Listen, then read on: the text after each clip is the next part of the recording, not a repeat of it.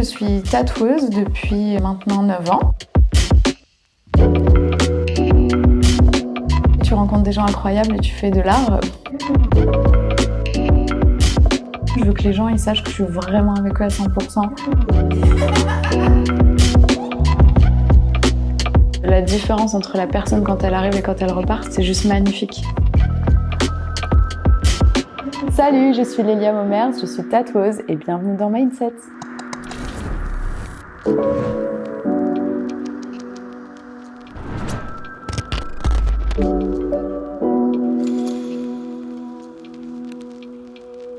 Comment ça va, Lélia? Ça va très bien. Ouais. Et toi? Ça va très bien. Est-ce que tu peux te présenter un petit peu pour les gens qui ne te connaissent pas encore? Qui es-tu? Oui, alors du coup, je suis tatoueuse depuis maintenant 9 ans. Donc j'ai commencé, j'avais 25 ans et en fait en arrivant sur Bordeaux, je faisais beaucoup de peinture et de dessin. D'accord. Sauf que j'étais très limitée parce qu'entre ce que tu as dans ta tête et ce que tu as envie de faire, ben forcément il y a toujours un parallèle. Et j'avais envie de me remettre au dessin et de peindre de très belles choses. Mais j'étais limitée, j'avais pas non plus forcément les moyens de me payer des cours de dessin. J'avais déjà trois boulots pour vivre. Donc, je suis allée démarcher un shop de tatouage qui était au bout de ma rue en leur disant est-ce que vous seriez OK pour me permettre d'apprendre à dessiner en échange de garder vos enfants, faire les poubelles, faire vos salles d'accueil. T'as commencé en faisant du troc. Ouais. C'est génial. Exactement. Okay. Ça m'a pris comme une envie de pisser et du coup, je suis rentrée dans le shop et voilà. Et l'histoire a commencé là, en fait. Ok. Parce que du coup, quand je suis rentrée dans ce shop-là en particulier, c'était les précurseurs de la technique de la ligne fine. Mm-hmm. Là où à l'époque on faisait encore des choses assez épaisses, etc.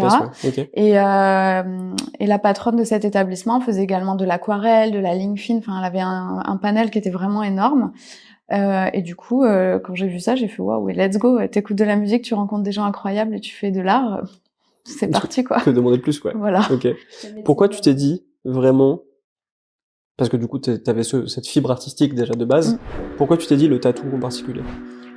Ben, en fait, moi, faut savoir que j'avais mes parents j'ai baigné dans l'art. Mon père était infographiste, ma mère, elle était peintre. Okay. Donc, il y avait des toiles, des tableaux, des stabilos, des affiches. Enfin, j'ai vraiment baigné là-dedans. Mais j'ai toujours vu mes parents vraiment galérer financièrement, professionnellement, etc.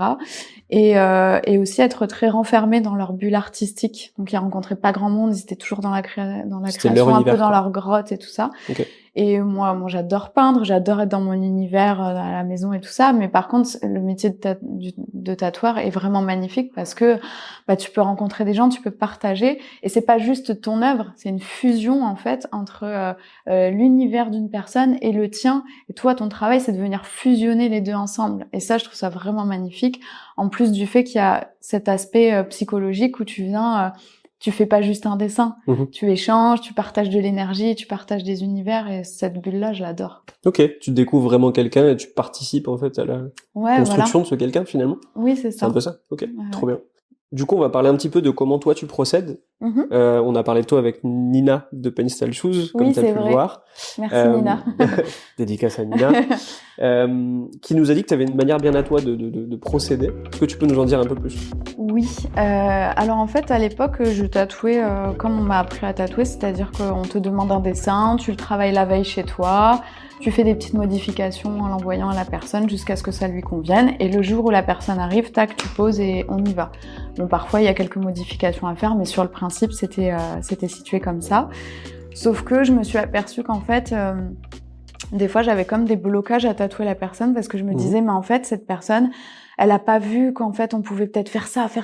Elle m'a pas vu dessiner. Et je me disais, si ça se trouve, elle aurait pas fait ce choix-là. Donc, j'ai commencé petit à petit à dire, attends, on va faire le dessin en direct toutes les deux et avoir des idées de manière spontanée, écouter vraiment mon intuition et lui dire, je sais pas pourquoi, mais je verrais trop cet oiseau-là, ça te dirait? Et vraiment, au tout début, c'était assez impressionnant. Donc, il y a 2-3 personnes qui m'ont dit, mais c'est trop drôle parce que c'est l'oiseau que mon grand-père qui est décédé avait chez lui en photo. Et tu me parles de cet oiseau, mais pourquoi tu me parles de cet oiseau? Et même moi, j'étais surprise, j'étais là, je sais pas du tout. Et en fait, je me suis dit... Tu l'as senti? Ouais. Okay. Et le pire, c'est que donc j'ai regardé Pinterest comme ça, et quand j'ai vu cet oiseau, j'ai fait, c'est ça. Et je me suis dit, mais en fait, c'est un vrai truc à faire quand on écoute son instinct. Et j'invite également la personne à le faire. Donc, c'est mutuel, c'est pas que moi qui crée. Oui, bien sûr. Et le but, c'est vraiment ce partage d'énergie. Donc, on se fait un petit thé, on arrive, on discute. Comme ça, on prend un petit peu la température sur la personne, ce qu'elle dégage, ce qu'elle a envie. Elle vient me parler. On sent tout de suite qu'elle va avoir des mots-clés, qu'elle va sortir. Moi, je vais vraiment prendre tous ces mots-clés. Je veux pas gros, transparent, ça, que ça crée ça. Tac, je l'imbrique, ça me matrix. Après, je prends mon petit Pinterest, je prends quelques images, je fais la conception dans ma tête, et puis après, je prends le stylo et avec tous ces mots-clés, toutes les images que j'ai vues, je viens créer. Et même moi, j'avoue qu'aujourd'hui, je suis encore surprise, mais en 5 minutes, je fais le truc, ça vient, et les personnes, elles sont là. Ouais, des fois, c'est 5 minutes alors qu'on parle d'un bras ou d'un dos, et les gens sont là, waouh, c'est exactement ça. Et je suis là, waouh, mais c'est super. C'est génial. Faut quand même cadrer la chose déjà avant de venir te voir. Oui, c'est quand même bien d'avoir des idées. Là, j'ai dit, je faisais certaines choses en 5 minutes, mais moi, le but étant que si j'ai un rendez-vous qui dure 3 heures, je propose 5 à 6 heures à la personne. Et si le dessin, on met 3 heures à le faire, je suis très patiente. On prend tout le temps nécessaire pour faire, refaire, créer, essayer avec, sans oiseau, avec une épée, enfin, tu vois. Vraiment, le but, c'est que, justement, l'art, c'est qu'il n'y a pas de limite là-dedans, donc c'est qu'on s'en mette pas et qu'on soit vraiment dans la création pure. Si tu devais nous décrire un petit peu ton process de A à Z, ce serait quoi? Le process tatou, bien quand les personnes arrivent le matin, en général, j'aime bien qu'on se cale autour d'un petit thé, d'une petite boisson. Comme ça permet de prendre un petit peu la température, de discuter 5 minutes. On fait un petit récap global du projet, même si j'ai quand même en amont les grandes lignes. On débriefe en regardant les images. Qu'est-ce que les personnes aiment dans le tatouage, qu'est-ce que les personnes n'aiment pas, pour être sûr aussi des traitements. Parce que, par exemple, on peut traiter une fleur de plein de façons différentes. Ensuite, on se met au dessin. Quand le dessin est validé, on se met au tatouage. On fait quelques pauses en général dans l'après-midi, en fonction de la personne, bien sûr, et de son rythme de douleur. Ouais, ok. Voilà, c'est pas mal. Et après, une fois que le tatou est terminé, je me suis installé un petit studio photo et je propose aux personnes qui sont d'accord, bien sûr, de faire un petit shooting. Donc j'ai une petite malle à shooting où j'ai des draps, des couronnes, des colliers. Voilà, où j'essaie de développer ça de plus en plus pour celles et ceux qui veulent y participer. Voilà. Je trouve que l'expérience est cool, et puis ça permet sur mes réseaux de mettre des photos un petit peu plus artistiques, un petit peu plus conceptuelles, on va dire, parce que c'est vraiment pour du plaisir, j'adore ça. Génial. Voilà. T'as ton studio dans Bordeaux, du coup? Oui. J'ai eu plein de formules en fait de shop avec des amis, où j'avais monté un gros shop avec de la restauration, chez moi, pas chez moi, et après avoir testé toutes ces formules, je me suis aperçue que déjà c'est compliqué de travailler avec beaucoup de personnes parce que t'es assujetti aux humeurs des uns et des autres, et le problème c'est que dans la création, en tout cas personnellement, j'ai du mal à me laisser parasiter. Parce que s'il y a quelqu'un qui est pas bien, moi je suis vraiment une éponge émotionnelle, donc je vais me calquer sur la personne. Ah ouais, d'accord. Et je peux pas être pas bien, faut que je sois 100% avec mes clientes pour que mon art il soit carré. Et du coup, je trouve que la formule appartement, elle est vraiment géniale parce que déjà les personnes quand ils arrivent, ça leur réduit le stress. C'est intimiste, c'est posé, donc on a vraiment ce côté où on se sent en safe place, il y a ce petit côté bulle. Donc voilà, qui est super cool. Et comme il y a cet effet-là, les personnes, je pense que c'est plus facile pour elles de parler comme ils veulent, de s'exprimer, ils ont pas honte. Oui, voilà. Parce que des fois, les personnes peuvent être gênées de dire est-ce que tu peux refaire ça? En fait, j'aime pas. Donc là, le fait que ce soit un peu plus intimiste, comme nous, on est quand même 2 étrangers, on se connaît pas. Donc du coup, en 5 minutes, ça rapproche tout de suite. On fait une petite blague, on se met un petit thé. Donc il y a tout de suite une notion de partage un peu cosy qui se crée. Et j'aime beaucoup. Et puis au niveau de l'espace, il y a pas de passage, tu vois. J'ai pas des gens qui toquent à la porte toutes les 5 minutes, etc. Ouais, c'est vraiment un moment dédié, quoi. Oui, voilà. Quand je suis avec la personne, je veux que les gens ils sachent que je suis vraiment avec eux à 100%, et dans la création et dans la tête, dans le psychologique, dans tout, tu vois. Ouais, tu proposes pas juste un tatouage. C'est une expérience à part entière, quoi. Ouais, voilà. C'est trop bien. Parce que c'est lié à tellement de choses que c'est important de pas juste. Enfin, pour moi, c'est pas un dessin, salut, je te le colle et bisous. Et ciao. Non, c'est tellement puissant un tatouage. Ok. Comment tu décrirais ton style à toi qui t'est propre à la base? Comment tu le décrirais? À la base, je suis partie dans du floral. J'ai jamais cessé de faire du floral parce que j'ai pas envie de lâcher cette technique, parce que tu peux toujours faire mieux, et du coup te dire que tu fais du floral depuis 10 ans. Voilà, c'est vraiment Vraiment super cool. Et en plus, les fleurs, ça permet justement de jouer avec les volumes et les courbes, comme je t'ai dit. Ça peut être homme ou femme d'ailleurs. Mais après, là, j'aimerais justement basculer un petit peu et partir un peu dans le micro-réalisme ou l'animalier. D'accord. Voilà. Okay. Et toujours spécialisé en fine line. Et pourquoi ce domaine-là, du coup? Parce que j'adore le côté transparent et tous les styles sont très jolis et c'est vraiment une question de goût. Hein. Ça me touche plus moi parce que je trouve que c'est quelque chose, c'est très personnel bien sûr, mais qui va plus traverser le temps. Okay. Tu vois, alors, je vais même sortir des contextes différents, mais tu sais, quand t'as la peau très blanche, que t'es une femme et que tu te dis, à 20 ans, là, c'est joli de faire un truc énorme noir, mais qu'en fait, quand t'auras 50 ans, que du coup, ça aurait un petit peu fusé, est-ce que tu vas autant l'apprécier? Peut-être que oui, mais du coup, ce que j'aime dans cette technique-là, c'est qu'au moins, tu te dis que si ça s'estompe un petit peu, que c'est tout délicat, ça se fond, que tu changes de style, que tu changes de coupe de cheveux, ça reste toujours quelque chose qui est très en douceur et dans le mouvement et dans la délicatesse. Voilà, j'adore. Du coup, tu dis que ça fait 9 ans que tu tatoues, donc tu as dû faire énormément de choses. Si tu devais choisir un projet qui t'a peut-être plus marqué que les autres pour X raisons, tu me parlerais de quoi? Forcément, il y en a beaucoup que j'adore, mais je pense que je vais même dire la catégorie parce que j'ai eu l'honneur et l'occasion de tatouer plusieurs personnes dans ce contexte-là, mais c'est pour tout ce qui est recouvrement de cicatrices, recouvrement mammaire après de très lourdes opérations. D'accord. C'était vraiment des moments de partage incroyables où la personne se reconstitue une armure suite à des blessures psychologiques et physiques qu'elle a subies, ouais. C'est intense, ouais. Okay. Ouais, c'est un très long parcours et je sais pas ce que ça peut faire de se retrouver du jour au lendemain avec un corps qui est plus du tout le même face au miroir. Donc il y a toute une réadaptation déjà qui est psychologique. Et en plus, il faut se dire une chose qui est quand même incroyable que j'ai découverte, c'est que certaines femmes, quand elles viennent te voir, à la base, elles aiment pas le tatouage. Ok. Mais moi, du coup, quand j'offrais ça dans le contexte associatif, certains tatouages, je me disais, ouais, elles doivent être trop contentes, etc. Donc j'avais un peu ce côté, c'est trop cool. Et en fait, elles arrivent et tu te dis, en fait, non, c'est pas super cool. Elles aiment pas le tatouage. Donc déjà, tu dois les mettre en confiance. Les convaincre. Voilà, les convaincre et puis faire en sorte que on lui trouve un style parce qu'elle ne connaît même pas son style. Elle a jamais trop regardé les tatouages. Et en plus de ça, qu'après, quand elle se regarde devant le miroir, elle se réillumine, tu vois. Ok. Donc ça, c'est assez impressionnant à voir parce que franchement, tu vois la différence entre la personne quand elle arrive et quand elle repart, c'est juste magnifique. C'est ça, c'est une fierté un petit peu c'est un peu ce qu'on disait, c'est que tu réassures des gens, tu leur redonnes peut-être confiance aussi à travers tes œuvres et le partage en tout cas de ce moment-là. C'est vrai qu'en fait, je pense que chaque personne fait un tatouage dans un contexte qui est différent.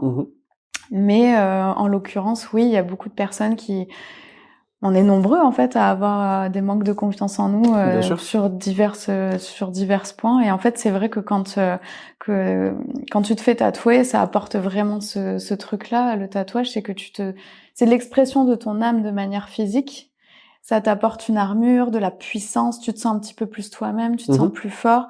Et en plus de ça, moi, c'est vrai que comme j'ai cette approche où je vais vraiment travailler tout avec la courbe du corps, les dessins, les lignes du corps. Ça vient vraiment sublimer ce qui est déjà là ou recouvrir, etc. Donc quand tu vois les gens qui arrivent avec, on va dire même un mood dans la tête et qui repartent, qui sont complètement switchés, que leur expression faciale elle a changé, que tu sens que vraiment ils se sentent mieux, mais franchement, moi j'ai envie de pleurer, je trouve. C'est trop bien. Ouais, c'est magnifique. Depuis quelques temps, on a l'impression que, limite, tout le monde est tatoué. Il y a énormément de gens qui se font tatouer. C'est vrai. C'est quoi ton avis là-dessus? Comment tu l'expliquerais? C'est qu'avant, c'était plus lié au côté tolard, au côté biker, au côté en marge de la société. Ça faisait partie de groupes, quoi, un petit peu d'une identité. De groupe. Même un petit mouvement rebelle, on va dire. Ouais. Un petit ou pas. Ouais. Et là, on est plus sur quelque chose qui est totalement accessible à tous. Surtout qu'il y a plein de shops de tatou qui sont différents, qui ont des approches différentes, avec plein de styles graphiques qui sont très différents également. Et du coup, c'est accessible à tout le monde. Je veux dire, on a autant une femme de 70 ans qui peut aller se faire tatouer une fleur fine qu'un homme qui a 35 ans qui peut aller se faire tatouer. Enfin, du coup, comme il y a de plus en plus de choix, on va dire, dans le milieu du tatouage, c'est de plus en plus accessible à tout le monde. Oui, voilà. Okay. Du coup, mis à part le tatou, vu que tu as commencé en ayant une fibre hyper artistique, je suppose que tu fais plein de choses. Est-ce que tu as des passions à côté, en plus du tatouage? Oui, beaucoup et beaucoup trop peut-être. Mais faut se calmer peut-être. Oui, c'est vrai que des fois il faut se canaliser. Ouais. C'est difficile parce que j'adore vraiment énormément de choses. Là, en l'occurrence, je me suis partie dans la gravure d'un miroir. Je fais de la peinture, je fais un petit peu de guitare, du chant. Et après, vraiment, une de mes grosses passions, c'est tout ce qui est les médecines alternatives énergétiques. D'accord.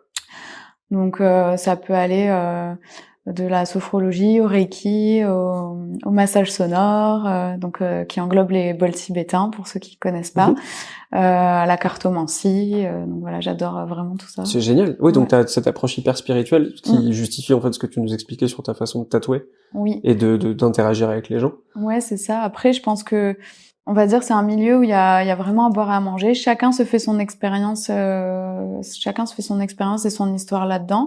Mais en effet, c'est vraiment d'une grande aide pour moi dans le milieu du tatouage parce que comme moi, j'ai pas l'impression de faire juste un tatouage. J'ai vraiment l'impression de devoir être la passeuse d'un message de l'âme de la personne. En fait, c'est comme si l'âme, sa vibration passait par moi pour venir reproduire quelque chose qu'elle ressentait, qu'elle pensait, il y a un vrai qu'elle allait l'aider ou on sait pas en fait. Ça peut être énormément de choses.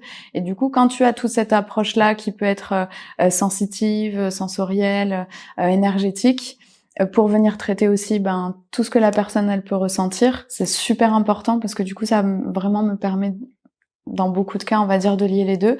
Alors c'est sûr il y a des journées qui sont plus cool où on fait des blagues, on rigole toute la journée, il n'y a pas cette approche là, mais des fois on a quand même des sacrées séances qui sont intenses en émotion, que ce soit mutuel ou plus dans un sens ou plus dans un autre, et toutes ces médecines alternatives elles me permettent quand même, il faut le dire, d'aider beaucoup de personnes à aller mieux, à guérir parfois. Je reçois des messages des fois quelques années après de personnes qui me disent merci, tu m'avais dit ça il y a quelques années, ça m'a aidé grâce à ça, grâce à cette conversation, j'ai pu avancer sur telle et telle chose. Franchement, moi c'est magnifique parce que j'ai juste l'impression de pas faire grand chose, mais je me dis grâce à tous ces bagages que j'ai, ça permet aussi d'aider des gens. Et il m'aide aussi, bien sûr, c'est mutuel, parce qu'on ça permet de grandir ensemble, mais c'est quand même magnifique. C'est pas juste du tatouage et c'est un très beau métier du coup. C'est génial. On l'a plus ou moins dit en off tout à l'heure du coup, mais d'où ça te vient ce côté spirituel, si tu veux bien nous en parler? Ouais, j'avais quand même des parents qui étaient assez là-dedans quand j'étais petite. Sauf qu'ils avaient pas des mots aussi scientifiques, on va dire, qu'aujourd'hui. Donc ils avaient des mots qui pouvaient peut-être faire un peu peur à une enfant de 8-10 ans quand tu la lâches dans la nature et que tu lui dis bonne nuit avec Choupi et que tu parles des esprits et tout ça. Voilà. Il y a mieux pour s'endormir, c'est vrai. Il y a mieux. Du coup, les peluches, ça fait pas tout. Donc voilà, dès que j'ai pu choper tous les livres ou tous les documentaires là-dessus, j'avoue que très très jeune, je me suis documentée en n'ayant vraiment aucune croyance là-dessus, mais juste en me disant il faut que j'apprenne des choses à ce sujet pour grandir et être armée. Que ce soit contre la maladie, contre les esprits ou contre X choses, mais je veux comprendre. Ok, une ouverture d'esprit là-dessus, sur un sujet qui est assez atypique pour certaines personnes finalement. Ouais, tout à fait. Et malgré ce qu'on pourrait croire, j'ai un esprit qui est très scientifique et très terre à terre, et j'aime comprendre les choses. D'accord. Et même si beaucoup de personnes pensent que tout ce qui est sonothérapie, Reiki, etc., ne sait pas expliquer, il y a beaucoup de gens qui l'expliquent aujourd'hui, et merci à eux. Et voilà, moi, ma démarche, elle est vraiment de chaque jour essayer un peu plus de comprendre ces choses-là pour apporter déjà de l'aide à moi-même, parce que c'est quand même partie de là, et bien sûr aux autres. Trop bien. Voilà. Si on veut faire appel à tes services, comment fait-on? Où est-ce qu'on peut te trouver? Tout simplement sur Instagram. J'avoue que je fonctionne pas trop par mailing, téléphone. Il y a tellement de réseaux de support que ça devient un peu complexe. Mais directement par Instagram. Tu m'envoies un petit message. Le top, c'est de me donner à peu près tes idées, l'emplacement de ton projet, les dimensions longueur par largeur. Si tu as quelques photos, c'est top. Et puis voilà, tu peux m'écrire direct sur Insta. Trop bien. Voilà. Vous savez quoi faire maintenant. Oui. Du coup, dans Mindset, on met en lumière des artistes, des créateurs. Si toi, tu devais mettre en lumière quelqu'un, ce serait qui? Alors c'est très difficile parce que je suis entourée d'artistes incroyables, et je pense à vous tous et toutes. Mais je parlerai forcément de ma petite sœur qui est pour moi, non pas parce que c'est que ma petite sœur, mais une artiste incroyable, qui fait énormément de choses, qui est passionnée par tout. Elle est perceuse de base. D'accord. Dessinatrice aussi. Elle fait des créations de bijoux ésotériques. Donc elle fait également des petits thèmes astro. Elle travaille avec la lithothérapie. Génial. Elle fait des bijoux dedans. Ok. Elle est photographe. Elle est modèle. Enfin bref, Ok. voilà, une pépite. Qu'est-ce qu'elle ne fait pas, finalement? Je sais pas, je cherche, mais elle va le faire. Elle va Ok. finir par le faire, ce qu'elle fait pas. Bah, oui, je pense, ouais, finalement. Voilà. Comment elle s'appelle? Manon. Ok. Donc Manon Momers. Voilà, Manon Momers. Ok, ça marche. Voilà. Allez tous checker Manon Momers, du coup. Qu'est-ce qu'on peut te souhaiter pour la suite? Plein de projets à l'étranger. J'aimerais bien commencer à travailler un petit peu à l'étranger. Ok. Voilà, exporter un petit peu, sortir un petit peu de ma grotte et puis commencer à rencontrer des cultures, des gens différentes et que ça m'apporte des idées nouvelles pour ma création. Voilà. Tu nous parles de partir à l'étranger éventuellement. Mhm. On en parlait un petit peu en off tout à l'heure. Il me semble que tu as un projet qui concerne un petit peu ce sujet-là. Est-ce que tu peux nous en dire plus? Oui, carrément. Alors, je vais pas tout vous dire, forcément, mais un je peu vais de vous suspense. teaser un petit peu. En gros, j'aimerais bien, au lieu de faire des guests, comme les tatoueurs font de manière générale, ce qui est super, hein, c'est du coup, tu vas te tatouer dans un shop à l'étranger, ça te permet de rencontrer des gens et voilà, d'apprendre plein de choses.